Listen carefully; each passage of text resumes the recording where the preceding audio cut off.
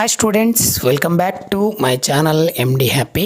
ಆತ್ಮೀಯ ವಿದ್ಯಾರ್ಥಿಗಳೇ, ಕರ್ನಾಟಕ ಶಾಲಾ ಪರೀಕ್ಷೆ ಮತ್ತು ಮೌಲ್ಯ ನಿರ್ಣಯ ಮಂಡಳಿ 2025-26ನೇ ಸಾಲಿನ ದ್ವಿತೀಯ PUC ಮಾದರಿ ಪ್ರಶ್ನೆ ಪತ್ರಿಕೆ 1 ವಿಷಯ ರಾಜ್ಯಶಾಸ್ತ್ರ. ಈ ವಿಷಯದ ಅನುಗುಣವಾಗಿ ನಿಮಗೆ ಈ ವರ್ಷ 3 ಮಾದರಿ ಪ್ರಶ್ನೆ ಪತ್ರಿಕೆಯನ್ನು ಮಂಡಳಿ ಆಲ್ರೆಡಿ ಬಿಟ್ಟಿದೆ, ತನ್ನ ವೆಬ್ಸೈಟ್ನಲ್ಲಿ ಬಿಟ್ಟಿದೆ.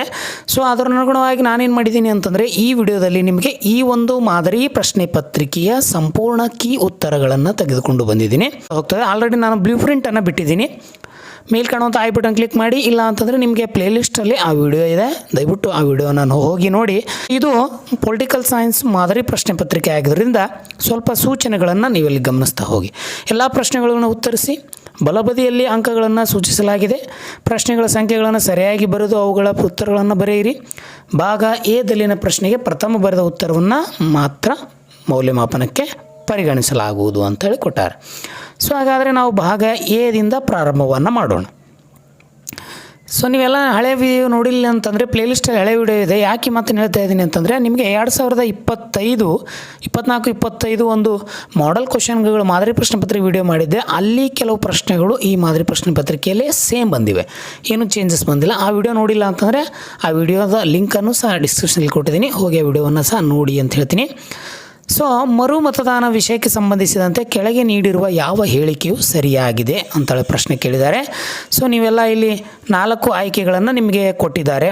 ಮತದಾನ ಸಮಯದಲ್ಲಿ ಮತಯಂತ್ರದ ನಾಶ, ಮತದಾರನು ಚುನಾವಣಾ ನಿಯಮಗಳನ್ನು ಉಲ್ಲಂಘಿಸುವುದು, ಮತದಾರ ರಹಸ್ಯವನ್ನು ಉಲ್ಲಂಘಿಸುವುದು, ಮತ ಹಾಕಲು ಮತದಾರನು ನಿರಾಕರಿಸುವುದು ಅಂಥೇಳಿ ನಿಮಗೆ 4 ಆಯ್ಕೆ ಕೊಟ್ಟು ಕೆಳಗೆ ಆಪ್ಷನ್ಸನ್ನು ಕೊಟ್ಟಿದ್ದಾರೆ. 1 ಮತ್ತು 2 ಕೇವಲ 1 ಮಾತ್ರ, 2 ಮತ್ತು 3, 2, 3 ಮತ್ತು 4 ಅಂತೇಳಿ ಕೊಟ್ಟಿದ್ದಾರೆ. ಸೊ ಸರಿಯಾದ ಉತ್ತರ ಯಾವುದು ಅಂಥೇಳಿ ನೀವು ನೋಡ್ತಾ ಹೋದಾಗ ಪ್ರಶ್ನೆಗೆ ಸರಿಯಾದ ಉತ್ತರ ಆಯ್ಕೆ ಬಿ ಇದೆ ನೋಡಿ, 1 ಮಾತ್ರ ಸರಿ. ಏನ್ರಿ, ಮತದಾನದ ಸಮಯದಲ್ಲಿ ಮತಯಂತ್ರ ನಾಶ ಆದ್ರಷ್ಟೇ ಏನಪ್ಪ ಅಂತಂದರೆ ನಾವು ಈ ಒಂದು ಮರು ಚುನಾವಣೆಯನ್ನು ಮರು ಮತದಾನವನ್ನು ಮಾಡಲಿಕ್ಕೆ ಸಾಧ್ಯ ಅಂತ ಹೇಳ್ತೀನಿ.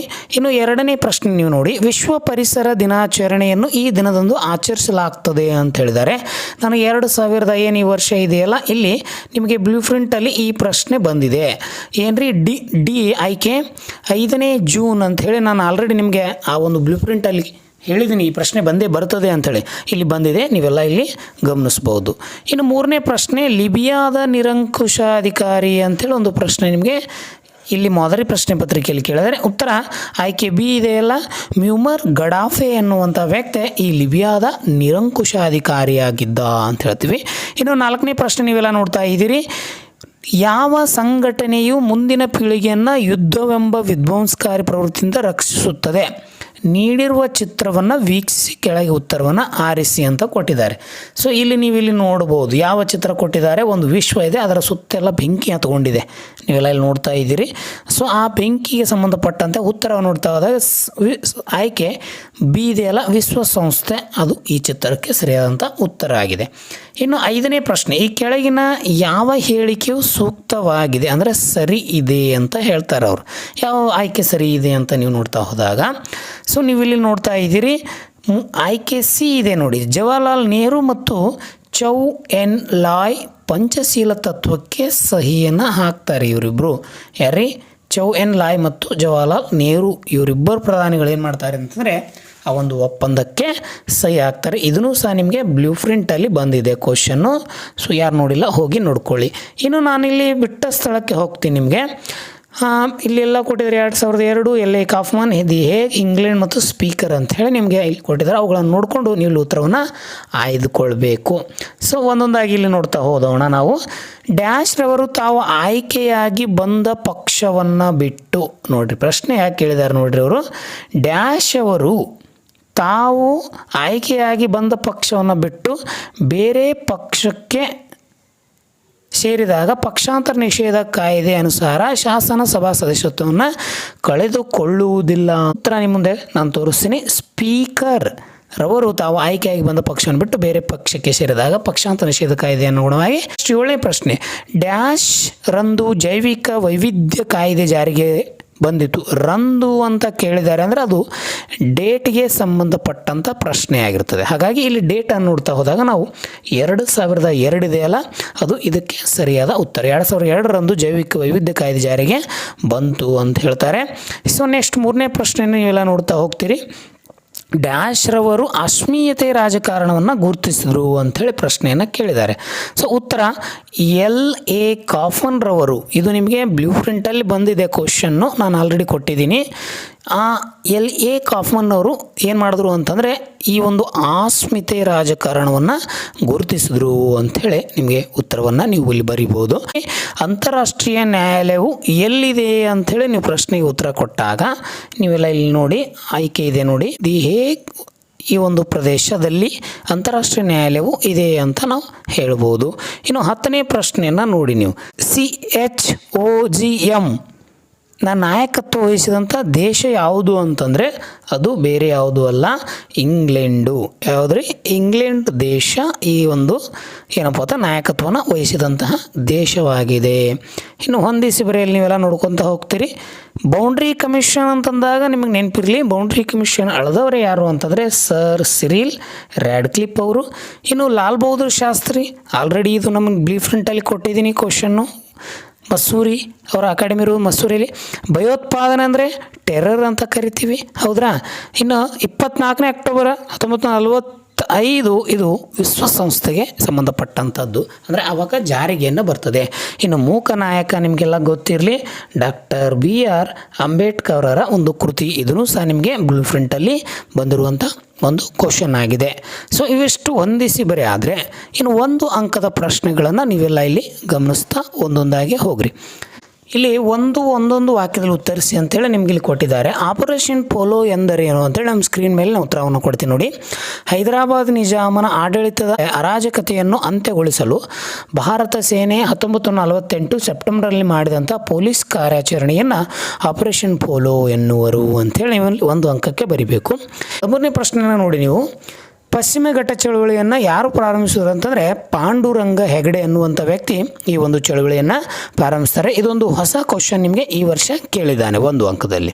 14ನೇ ಪ್ರಶ್ನೆಯನ್ನು ನೀವೆಲ್ಲ ನೋಡ್ರಿ. ಜಿಲ್ಲೆಯಲ್ಲಿ ಮಾನವ ಹಕ್ಕುಗಳನ್ನು ರಕ್ಷಿಸುವ ಮುಖ್ಯಸ್ಥರು ಯಾರು ಅಂತಂದರೆ ಆ ಒಂದು ಜಿಲ್ಲೆಯ ಜಿಲ್ಲಾಧಿಕಾರಿ ಅವರು ಏನು ಮಾಡ್ತಾರೆ ಅಂತಂದರೆ ಈ ಒಂದು ಮಾನವ ಹಕ್ಕುಗಳನ್ನು ರಕ್ಷಣೆ ಮಾಡ್ತಾರೆ. ಇನ್ನು LAC ಅನ್ನು ವಿಸ್ತರಿಸಿ ಅಂತ ಕೊಟ್ಟಿದ್ದಾರೆ. ಸೊ LAC ಅಂದರೆ ಲೈನ್ ಆಫ್ ಆ್ಯಕ್ಚುಯಲ್ ಕಂಟ್ರೋಲ್ ಅಂಥೇಳಿ ನಾವನ್ನ ಕರಿಬೋದು. ಇನ್ನು 14ನೇ ಪ್ರಶ್ನೆ. ಬಂಗ ಬಂಧು ಎಂದು ಯಾರನ್ನು ಕರೆಯುವರು ಅಂತಂದರೆ ಶೇಖ್ ಮುಜಿಬುರ್ ರೆಹಮಾನ್ ಎನ್ನುವಂಥವರನ್ನು ನಾವು ಏನಂತ ಕರಿತೀವಿ ಅಂದರೆ ಬಂಗ ಬಂಧು ಎಂದು ಕರೆಯುತ್ತೇವೆ. ಇನ್ನು ಮುಂದಿನ ನೀವು ಭಾಗ B ಅನ್ನು ಇಲ್ಲಿ ನೋಡ್ಕೊತ ಹೋಗಿ, ಇಲ್ಲಿ ನಿಮಗೆ 5 ಪ್ರಶ್ನೆಗಳನ್ನು ಉತ್ತರಿಸಿ ಅಂತ ಕೊಟ್ಟಿದ್ದಾರೆ. ಎಷ್ಟು ಪ್ರಶ್ನೆಗಳನ್ನು? 5 ಪ್ರಶ್ನೆಗಳನ್ನು ಕೊಟ್ಟಿದ್ದಾರೆ ನೋಡಿ. 17ನೇ ಪ್ರಶ್ನೆ. ರಾಜ್ಯವೇ ಚುನಾವಣಾ ವೆಚ್ಚವನ್ನು ಭರಿಸುವುದು ಎಂದರೇನು ಅಂತೇಳಿ ಪ್ರಶ್ನೆಯನ್ನು ಕೇಳಿದ್ದಾರೆ. ಇಲ್ಲಿ ಉತ್ತರವನ್ನು ನಾನು ಸ್ಕ್ರೀನ್ ಮೇಲೆ ಕೊಡ್ತೀನಿ ನೋಡಿ. ಚುನಾವಣೆಗಳಲ್ಲಿ ಸ್ಪರ್ಧಿಸಲು ಮಾನ್ಯತೆ ಪಡೆದ ರಾಜಕೀಯ ಪಕ್ಷಗಳಿಗೆ ಚುನಾವಣಾ ಸಮಯದಲ್ಲಿ ವಾಹನಗಳಿಗೆ ಇಂಧನ, ಮೈಕ್, ಕರಪತ್ರ, ಪತ್ರಿಕೆಗಳಲ್ಲಿ ಪ್ರಕಟಣೆ, ಎಲೆಕ್ಟ್ರಾನಿಕ್ ಮಾಧ್ಯಮಗಳಲ್ಲಿ ಪ್ರಚಾರ ಮುಂತಾದವುಗಳಿಗೆ ಚುನಾವಣಾ ವೆಚ್ಚವನ್ನು ಭರಿಸುವುದು ಅಂಥೇಳಿ ಉತ್ತರವನ್ನು ಬರೀಬೇಕು. 10ನೇ ಪ್ರಶ್ನೆ.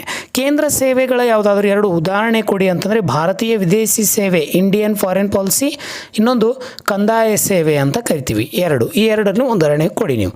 ಇದ್ರ ಕೇಂದ್ರ ಲೋಕಸೇವಾ ಆಯೋಗದ ಸದಸ್ಯರ ಪದಚ್ಯುತಿ ವಿಧಾನ ಬರೆಯಿರಿ ಅಂತ ನಿಮಗೆ ಪ್ರಶ್ನೆ ಕೇಳಿದ್ದಾರೆ. ಉತ್ತರ ನೋಡಿ. ಕೇಂದ್ರ ಲೋಕಸೇವಾ ಆಯೋಗದ ಸದಸ್ಯರನ್ನು ಅವರ ದುರ್ನಡತೆಯ ಆಧಾರದ ಮೇಲೆ ಸರ್ವೋಚ್ಚ ನ್ಯಾಯಾಲಯದ ವಿಚಾರಣೆ ಮುಗಿದ ನಂತರ ರಾಷ್ಟ್ರಪತಿಗಳ ಆದೇಶದ ಮೇರೆಗೆ ಮಾತ್ರ ಅವರನ್ನು ಸದಸ್ಯತ್ವದಿಂದ ನಾವು ವಜಾಗೊಳಿಸಬಹುದು ಅಂಥೇಳಿ ನಾವು ಉತ್ತರವನ್ನು ಬರೀಬೇಕಾಗ್ತದೆ. ಇನ್ನು ಡಾಕ್ಟರ್ BR ಅಂಬೇಡ್ಕರ್ ಅವರ 3 ಜನಪ್ರಿಯ ವಾಣಿಗಳು ನಿಮಗೆ ಭಾಳ ಸಾರಿ ಪ್ರಶ್ನೆ ಕೇಳಿದ್ದಾರೆ. 1ನೇ ವಾಣಿ ಶಿಕ್ಷಣ, 2ನೇದು ಸಂಘಟನೆ ಮತ್ತು 3ನೇದು ಹೋರಾಟ ಅಂಥೇಳಿ ನಾವು ಇಲ್ಲಿ ಕರಿತೀವಿ. ಒಟ್ಟು 5 ಪ್ರಶ್ನೆ ಉತ್ತರವನ್ನು ಬರೀಬೇಕು. ನಿಮಗೆ ಇಲ್ಲಿಂದು ಚಿತ್ರವನ್ನು ಕೊಟ್ಟಿದ್ದಾರೆ ಅವರು. ಕೆಳಗಿನ ಚಿತ್ರವನ್ನು ಉಲ್ಲೇಖಿಸಿ ಕಡ್ಡಾಯ ಶಿಕ್ಷಣ ಅರ್ಥವನ್ನು ಬರೆಯಿರಿ ಅಂತ ಕೊಟ್ಟಿದ್ದಾರೆ. ಸೊ ನಾವಿಲ್ಲಿ ಉತ್ತರವನ್ನು ನೋಡಿದಾಗ 6ರಿಂದ 14 ವರ್ಷದೊಳಗಿನ ಎಲ್ಲ ಮಕ್ಕಳು ಕಡ್ಡಾಯವಾಗಿ ಶಿಕ್ಷಣವನ್ನು ಪಡೆಯುವುದು ಕಡ್ಡಾಯ ಶಿಕ್ಷಣ ಎಂದು ಕರೆಯಲಾಗಿದೆ. ಸೊ ಈ ವರ್ಷವೂ ನಿಮಗೆ ಈ ರೀತಿಯಾದಂಥ ಒಂದು ಚಿತ್ರವನ್ನು ಕೊಟ್ಟು ಅದಕ್ಕೆ ಸಂಬಂಧಿಸಿದಂತೆ ನಿಮಗೆ ಉತ್ತರವನ್ನು ನೀಡಿ ಅಂಥೇಳಿ ನಿಮಗೆ ಈ ವರ್ಷವೂ ಸಹ ಕೇಳುವ ಸಾಧ್ಯತೆ ಇರ್ತದೆ. ಸೊ ದಯವಿಟ್ಟು ಈ ವಿಡಿಯೋವನ್ನು ಕೊನೆ ತನಕ ನೋಡಿ ನಿಮ್ಮ ಸ್ನೇಹಿತರಿಗೆ ಇವುಗಳನ್ನು ಶೇರ್ ಮಾಡಿ ಅಂತ ಹೇಳ್ತೀನಿ. ಸೊ ಮುಂದಿನ ಪ್ರಶ್ನೆ ಪ್ರಶ್ನೆ, NDA ಮೈತ್ರಿಕೂಟದ ಯಾವುದಾದ್ರೂ 2 ರಾಜಕೀಯ ಪಕ್ಷಗಳನ್ನು ತಿಳಿಸಿ ಅಂತಂದರೆ, ಒಂದು BJP, ಇನ್ನೊಂದು ಸಮತಾ ಪಕ್ಷ ಅಂಥೇಳಿ 2 ಪಕ್ಷಗಳನ್ನು ನಾವು ಈ NDA ಮೈತ್ರಿಕೂಟದ ಪಕ್ಷಗಳು ಅಂತ ಕರಿತೇವೆ. ಇನ್ನು ಅಂತಾರಾಷ್ಟ್ರೀಯ ಸಂಬಂಧಗಳ ವ್ಯಾಖ್ಯಾನ ಅಂತ ಕೊಟ್ಟಿದ್ದಾರೆ ನೋಡಿ. ಇಲ್ಲಿ ಅಂತಾರಾಷ್ಟ್ರೀಯ ಅಂತಂದರೆ ಪಾಮರ್ ಮತ್ತು ಪರ್ಕಿನ್ಸ್ರವರ ಪ್ರಕಾರ ಅಂತಾರಾಷ್ಟ್ರೀಯ ಸಂಬಂಧಗಳ ಅಧ್ಯಯನ ಎಂಬುದು ಸಮಸ್ಯೆಯನ್ನು ಸುಧಾರಿಸಬಲ್ಲ ಒಂದು ವಿಜ್ಞಾನವಲ್ಲ, ಇದೊಂದು ಉತ್ತಮವಾದಂತಹ ಸಮಸ್ಯೆಗಳ ಪರಿಹಾರ ಹುಡುಕಬಲ್ಲ ಉದ್ದೇಶ ಮತ್ತು ಕ್ರಮಬದ್ಧ ಸಿದ್ಧಾಂತವಾಗಿದೆ ಅಂಥೇಳಿ ಪಾಮರ್ ಮತ್ತು ಪರ್ಕಿನ್ ಅವರು ಹೇಳ್ತಾರೆ. ಒಂದು ವ್ಯಾಖ್ಯಾನವನ್ನು ಕೊಟ್ವಿ. ಇನ್ನು ಪೆರಿಸ್ಟೋಯಿಕ್ ಮತ್ತು ಗ್ಲಾಸ್ನಾಸ್ಟ ಎಂದರೆ ಏನು ಅಂಥೇಳಿ ಒಂದು ಪ್ರಶ್ನೆಯನ್ನು ಕೇಳಿದೆ. ಪೆರಿಸ್ಟೋಯಿಕ್ ಎಂದರೆ ಪುನರ್ರಚನೆ, ಗ್ಲಾಸ್ನಾಸ್ಟ ಎಂದರೆ ಮುಕ್ತತೆ ಎಂದರ್ಥ. ಇವು ಆರ್ಥಿಕ ಮತ್ತು ರಾಜಕೀಯ ಸುಧಾರಣೆಗಳಾಗಿವೆ. ಪೆರಿಸ್ಟೋಯಿಕ್ ಅಂದರೆ ಏನಂತ ಹೇಳಿದೆವು ನಾವು, ಅದೊಂದು ಪುನರ್ರಚನೆ. ಇನ್ನು ಗ್ಲಾಸ್ನಾಸ್ಟ ಎಂದರೆ ಅದೊಂದು ಮುಕ್ತತೆ ಅಂಥೇಳಿ ಈ 2 ಅರ್ಥವನ್ನು ಅಲ್ಲಿ ನಾವು ಈ ಒಂದು ಪ್ರಶ್ನೆಗೆ ಕೊಡಬಹುದು. ಸೊ ಈ ರೀತಿಯಾದಂತಹ 2 ಅಂಕದ ಪ್ರಶ್ನೆಗೆ ಉತ್ತರವನ್ನು ನೀಡಿದ್ವಿ. ಇನ್ನು ಭಾಗ ಸಿಗೆ ನಿಮ್ಮನ್ನು ಕರೆದುಕೊಂಡು ಹೋಗ್ತೀನಿ. ಸೊ ನೀವೆಲ್ಲ ಈ ಒಂದು ಮಾಡೆಲ್ ಕ್ವಶನ್ ಪೇಪರು ಪ್ಲಸ್ಸು ನಾನು ಈ ಒಂದು ಕಂಪ್ಲೀಟ್ ಕೀ ಆನ್ಸರನ್ನು ನಿಮಗೆ ನಮ್ಮದೊಂದು ಸಣ್ಣ ಟೆಲಿಗ್ರಾಮ್ ಗ್ರೂಪ್ ಇದೆ, ಆ ಗ್ರೂಪಿನ ಲಿಂಕನ್ನು ವಿಡಿಯೋ ಡಿಸ್ಕ್ರಿಪ್ಷನ್ ಕೆಳಗೆ ಕೊಟ್ಟಿದ್ದೀನಿ. ಆ ಲಿಂಕನ್ನು ಒತ್ತುವುದರ ಮುಖಾಂತರ ನೀವು ನೇರವಾಗಿ ನಮ್ಮ ಗ್ರೂಪಿಗೆ ಜಾಯ್ನ್ ಆಗ್ತೀರಿ. ಅಲ್ಲಿ ಜಾಯ್ನ್ ಆಗಿ ಇದರ ಒಂದು PDF ನಿಮಗೆ ಕಂಪ್ಲೀಟ್ ಆಗಿರುವಂಥದ್ದು 5 ಅಂಕದ್ದು ಮತ್ತು 10 ಅಂಕದ್ದು ಕಂಪ್ಲೀಟ್ ಆಗಿರುವಂಥ PDF ನಾನು ನಿಮಗೆ ಒದಗಿಸ್ತಾ ಇದ್ದೀನಿ. ಅದನ್ನು ನೀವೆಲ್ಲರೂ ಡೌನ್ಲೋಡ್ ಮಾಡಿಕೊಂಡು ನಿಮ್ಮ ಎಕ್ಸಾಮ್ ತಯಾರಿಯನ್ನು ಮಾಡಿಕೊಳ್ಳಿ ಅಂತ ಹೇಳ್ತೀನಿ. ಸೊ ಕಂಪ್ಲೀಟಾಗಿ ಈ ಪ್ರಶ್ನೆಗಳು ನಿಮಗೆ ಭಾಳ ಸರಿ ಕೇಳಿದ್ದಾನೆ. ಸೊ ಬಿಲ್ ಪ್ರಿಂಟ್ ಆಯಿತು, ಇವುಗಳ ನೋಟ್ಸ್ ಆಯಿತು, ನಾನು ಆಲ್ರೆಡಿ ಇದಕ್ಕೆ ಹಾಕಿರ್ತೀನಿ. ಸೊ ಅವನ್ನ ನೀವೆಲ್ಲ ತಗೊಂಡು ನಿಮ್ಮ ಅಭ್ಯಾಸವನ್ನು ನೀವು ಮಾಡಿಕೊಳ್ಳಿ ಅಂತ ಹೇಳ್ತೀನಿ. ಸೊ ಇದಿಷ್ಟು ಸ್ನೇಹಿತರೆ ಈ ವರ್ಷದ ಒಂದು 2026ರ ಒಂದು ಮಾದರಿ ಪ್ರಶ್ನೆ ಪತ್ರಿಕೆಯಾಗಿತ್ತು. ಇನ್ನು ನೆಕ್ಸ್ಟು ನಿಮಗೆ ಮತ್ತೊಂದು ವಿಷಯವನ್ನು ತೆಗೆದುಕೊಂಡು ಬರ್ತೀನಿ. ಭಾಳ ಜನ ವಿದ್ಯಾರ್ಥಿಗಳು ಕಮೆಂಟು ಸಹ ಮಾಡ್ತಾಯಿದ್ದೀರಿ. ಅವರ ಆದೇಶದ ಮೇರೆಗೆ ಆ ವಿಷಯಗಳು ಸಹ ಆದಷ್ಟು ಜಲ್ದಿ ನಿಮಗೆ ಬರ್ತವೆ ಅಂತ ಹೇಳ್ತಾ ಈ ವಿಡಿಯೋವನ್ನು ಇಲ್ಲಿಯೇ ಕೊನೆಗೊಳಿಸ್ತೀನಿ. ಎಲ್ಲರಿಗೂ ನಮಸ್ಕಾರ.